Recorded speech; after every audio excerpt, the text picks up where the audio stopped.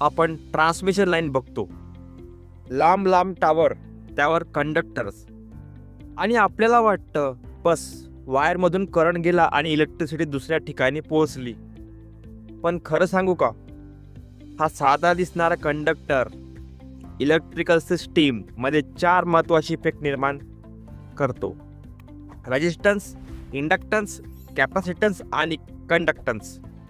आणि याच 4 पॅरामीटर्समुळे ट्रान्समिशन लाईनची परफॉर्मन्स ठरते. म्हणजेच व्होल्टेज किती ड्रॉप होणार, पॉवर लॉस किती होणार, चार्जिंग करंट किती तयार होणार, इफिशियन्सी आणि व्होल्टेज रेग्युलेशन कशी राहणार, हे सगळं समजण्यासाठी आपल्याला आधी हे 4 पॅरामीटर समजून घेणे आवश्यक आहे. म्हणून आज आपण सेक्शन 3.5 मधील ट्रान्समिशन लाईनचे RLC आणि G अगदी सोप्या भाषेत समजून घेणार आहोत. ट्रान्समिशन लाईनच्या परफॉर्मन्सवर परिणाम करणारे मुख्य इलेक्ट्रिकल पॅरामीटर 4 आहेत. पहिला रेजिस्टन्स आणि म्हणजेच R, दुसरा इंडक्टन्स म्हणजे L, तिसरा कॅपॅसिटन्स म्हणजे C आणि चौथा कंडक्टन्स म्हणजे G. यापैकी R आणि L हे मुख्यतः सिरीज पॅरामीटर्स म्हणून विचारात घेतले जातात, तर C आणि G हे शंट पॅरामीटर आहेत. म्हणजे ट्रान्समिशन लाईनला आपण फक्त एक वायर म्हणून बघत नाही. इलेक्ट्रिकल पॉइंट ऑफ व्ह्यूने RLC आणि G असलेली एक कंपोनंट इलेक्ट्रिकल सिस्टीम आहे. सुरुवात करूया रेजिस्टन्सपासून. ट्रान्समिशन लाईनच्या कंडक्टरमधून करंट फ्लो होतो, पण कंडक्टर करंटला पूर्णपणे फ्री पॅसेज देत नाही. तो करंटला काही प्रमाणात अपोज करतो. यालाच आपण रेजिस्टन्स म्हणजेच R म्हणतो. बुकमध्ये रेजिस्टन्सला ट्रान्समिशन लाईनच्या प्रति युनिट लेंथची लूप रेजिस्टन्स म्हणून डिफाईन केलं आहे. याच युनिट ओहम्स पर किलोग्राम म्हणजेच ओहम्स पर किलोग्राम. आता इथे एक महत्त्वाची गोष्ट लक्षात ठेवा. रेजिस्टन्स म्हणजे कंडक्टर मध्ये करंट फ्लोला होणारा विरोध, आणि हा रेजिस्टन्स पुढे ट्रान्समिशन लाईनमध्ये पॉवर लॉस आणि व्होल्टेज ड्रॉप निर्माण करतो. आता दुसरा पॅरामीटर इंडक्शन L हा थोडा इंटरेस्टिंग आहे. जेव्हा कंडक्टरमधून करंट फ्लो होतो तेव्हा कंडक्टरच्या आजूबाजूला मॅग्नेटिक फील्ड तयार होते. आता AC करंट सतत बदलत असतो, त्यामुळे मॅग्नेटिक फील्ड सुद्धा सतत बदलत राहते. त्या चार्जिंग मॅग्नेटिक फील्डमुळे कंडक्टरमध्ये इंड्यूस इफेक्ट निर्माण होतो, जो करंटमधला बदलाला अपोज करतो. या प्रॉपर्टीला आपण इंडक्टन्स असे म्हणतो. ट्रान्समिशन लाईनमध्ये इंडक्टन्सला प्रति युनिट लेंथ लूप इंडक्टन्स म्हणून डिफाईन केलं आहे. याचं युनिट आहे हेनरी पर किलोमीटर म्हणजेच H/km. म्हणजेच करंट बदलला तर मॅग्नेटिक फील्ड बदलेल आणि त्या बदलामुळे इंडक्टिव्ह इफेक्ट निर्माण झाला. हेच ट्रान्समिशन लाईनचं इंडक्टन्स. आता बुकमध्ये फिगर 8.8 बघा. इथे कंडक्टरच्या आजूबाजूला मॅग्नेटिक फील्ड लाईन्स दाखवल्या आहेत. करंट कंडक्टरमधून फ्लो झाला की मॅग्नेटिक फील्ड तयार होतो. AC सिस्टीममध्ये करंट सतत बदलत असल्यामुळे हे मॅग्नेटिक फील्ड सुद्धा बदलत राहतं. मॅग्नेटिक फील्डमध्ये एनर्जी स्टोअर होते आणि करंटमध्ये बदल झाला की मॅग्नेटिक फील्ड कोलॅप्स होण्याच्या प्रक्रियेत ही स्टोअर्ड एनर्जी पुन्हा सर्किटमध्ये इलेक्ट्रिकल इफेक्ट निर्माण करते. याचं मॅग्नेटिक इफेक्टमुळे ट्रान्समिशन लाईनमध्ये इंडक्टन्स असते. म्हणूनच फिगर 3.8 मध्ये कंडक्टर भोवती दाखवलेल्या मॅग्नेटिक फील्ड लाईन्स म्हणजेच ट्रान्समिशन लाईनच्या इंडक्टन्सचं फिजिकल रिप्रेझेंटेशन समजा. आता तिसरा पॅरामीटर कॅपॅसिटन्स म्हणजे C. ट्रान्समिशन लाईनमध्ये 2 कंडक्टर एकमेकांच्या जवळ असतात. या 2 पॅरलल कंडक्टरमध्ये हवा असते. आता हे 2 कंडक्टर्स कॅपॅसिटरच्या प्लेट्स सारखे काम करू शकतात. एका कंडक्टरवर चार्ज आणि दुसऱ्या कंडक्टरवर अपोजिट चार्ज निर्माण झाला की त्याच्यामध्ये इलेक्ट्रिक फील्ड तयार होते. या प्रॉपर्टीला आपण ट्रान्समिशन लाईनची कॅपॅसिटर असे म्हणतो. बुकमध्ये याला प्रति युनिट लेंथ शंट कॅपॅसिटर म्हणून डिफाईन केलं आहे. याचं युनिट आहे फॅरेड पर किलोमीटर म्हणजेच F/km. आणि इथे एक महत्त्वाची गोष्ट समजून घेऊया. कॅपॅसिटन्समुळे ट्रान्समिशन लाईनमध्ये चार्जिंग करंट निर्माण होतो. मित्रांनो, बुकमधला फिगर 3.9 मध्ये बघा. इथे 2 पॅरलल कंडक्टर दाखवले आहेत आणि त्याच्या मध्ये अनेक कॅपॅसिटर एलिमेंट दाखवले आहेत.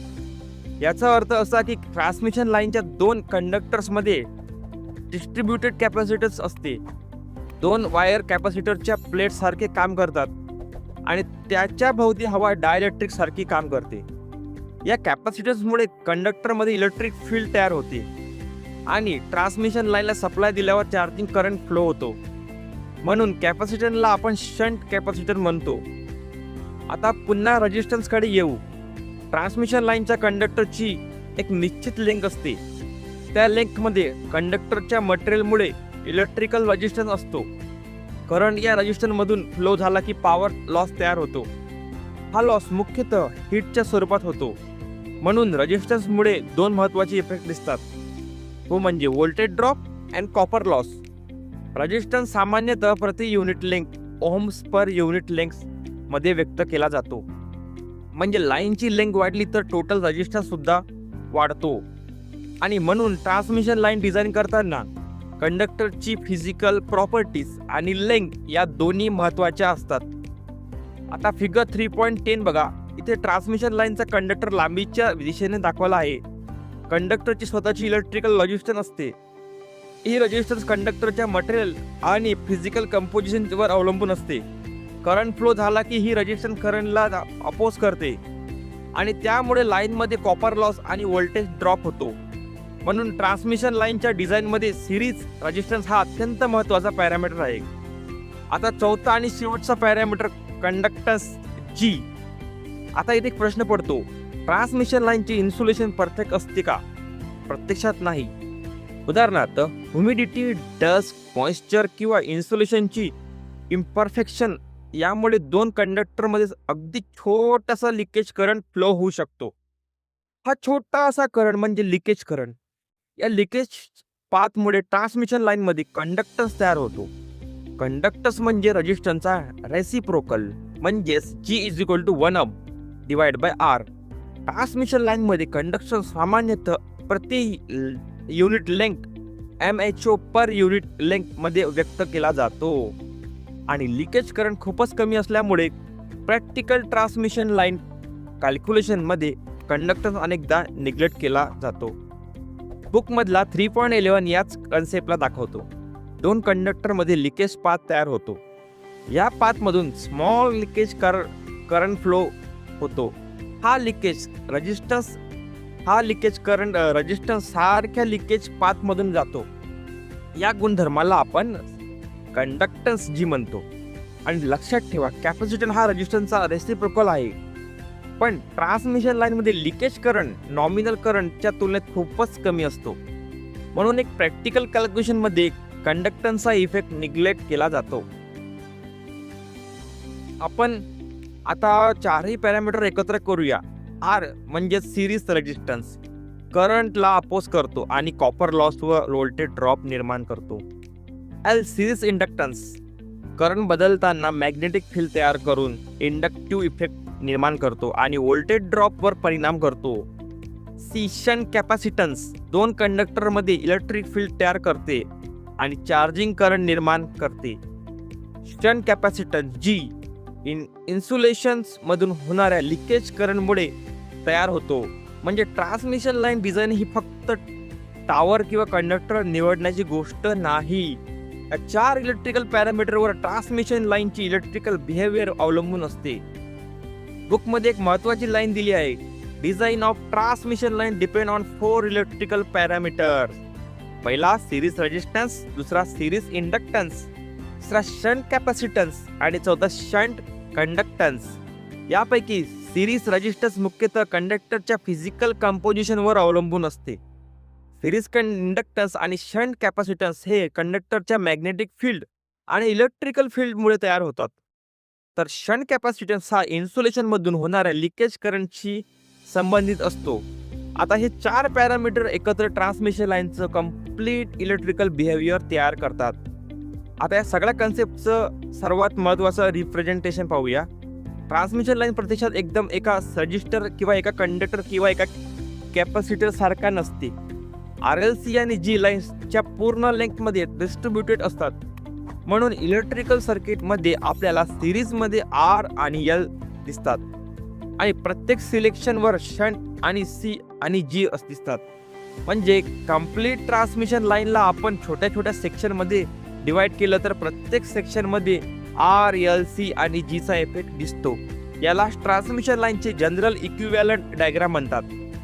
इथे कन्सेप्ट लक्षात ठेवा, distributed parameters R, L, C आणि जी हे लाईन्सच्या एका पॉइंटवर कॉन्सन्ट्रेट नसतात. हे ट्रान्समिशन लाईनच्या संपूर्ण लेंथमध्ये डिस्ट्रीब्युटेड असतात. म्हणूनच लाईन्सला आपण छोट्या सेक्शनमध्ये डिवाइड करून प्रत्येक सेक्शनमध्ये आर, एल, सी आणि जी कन्सिडर करू शकतो. यामुळे ट्रान्समिशन लाईनचं इलेक्ट्रिकल बिहेवियर आणि ॲक्युरेटली रिप्रेझेंट करता येते. याचं इक्विव्हॅलंट डायग्राम म्हणजे लाईन रेजिस्टन्समुळे आय आर व्होल्टेज ड्रॉप आणि I square R power loss तयार होतो. लाईन इंडक्शनमुळे आय एक्स व्होल्टेज ड्रॉप होतो आणि कॅपॅसिटन्समुळे चार्जिंग करंट तयार होतो. आता शेवटचा भाग ट्रान्समिशन लाईन परफॉर्मन्सवर या कंपोनंटचा इफेक्ट. सर्वात आधी रेजिस्टन्स. ट्रान्समिशन लाईनमध्ये रेजिस्टन्स असल्यामुळे व्होल्टेज ड्रॉप निर्माण होतो आणि रेजिस्टन्समुळे कॉपर लॉस सुद्धा निर्माण होतो.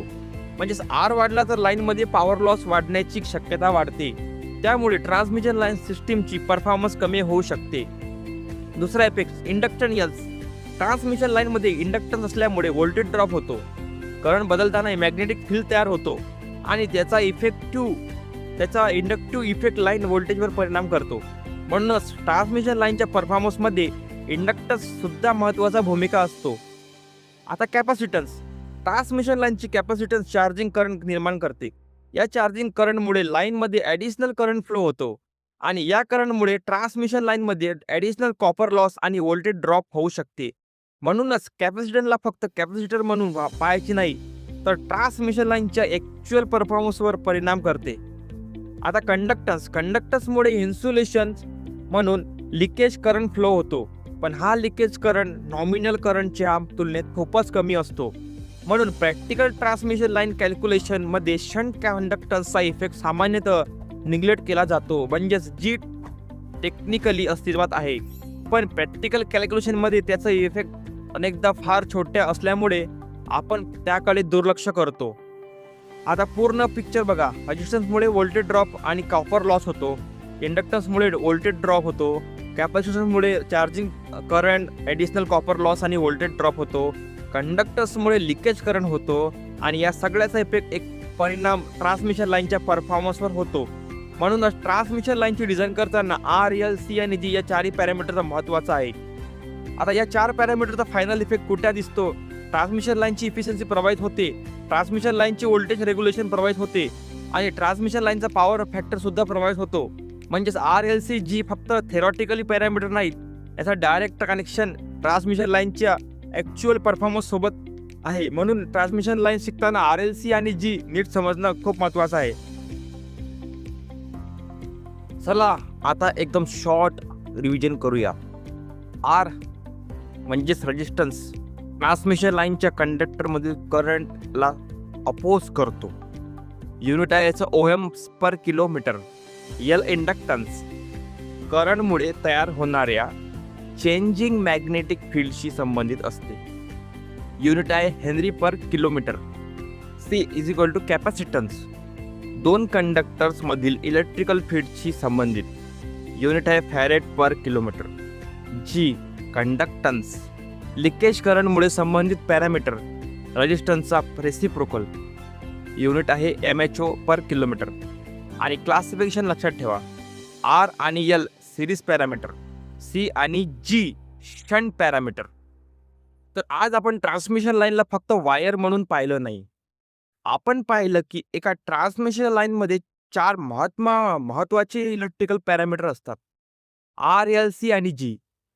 त्यांच्यामुळे voltage drop, power loss, charging current आणि लिकेज करंट सारखं इफेक्ट तयार होतात आणि शेवटी याचा परिणाम होतो efficiency, voltage regulation and power फॅक्टरवर.